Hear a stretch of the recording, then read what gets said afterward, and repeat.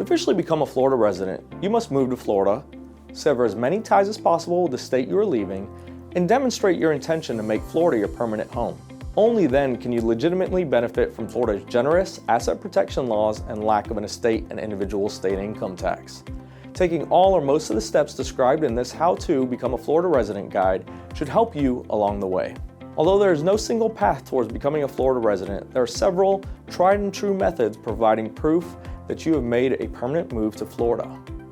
Each of these methods, from getting a Florida's driver's license, to using a credit card to make purchases, to updating your estate plan after you move to Florida, contributes to painting an overall picture that you have, as a matter of fact, officially become a Florida resident.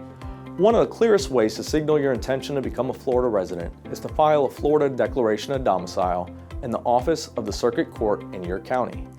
Filing a Florida Declaration of Domicile form doesn't make you a Florida resident on its own, but combined with other clear attempts to establish key connections with the state of Florida, it can go a long way towards establishing your Florida residency. In most Florida counties, you can file a Florida Declaration of Domicile in person or by mail, but the forms and recording fees differ a little from county to county.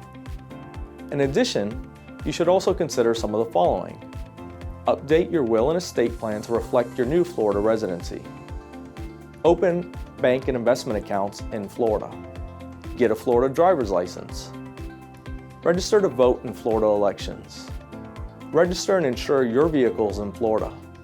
File your federal income taxes with the IRS and the final individual income tax from your former state using your Florida address. Apply for the Florida homestead exemption if you own a home. Relocate most of your personal possessions to your home in Florida. Making these connections to Florida goes hand in hand with severing the same ties with your former state. If you keep your vehicles registered and insured in your former state and don't get a Florida driver's license, for instance, your former state might use that as evidence that you haven't actually made a truly permanent move to Florida. Indeed, some states will even closely examine your social ties. For example, where you maintain club memberships and where your minor children live and go to school.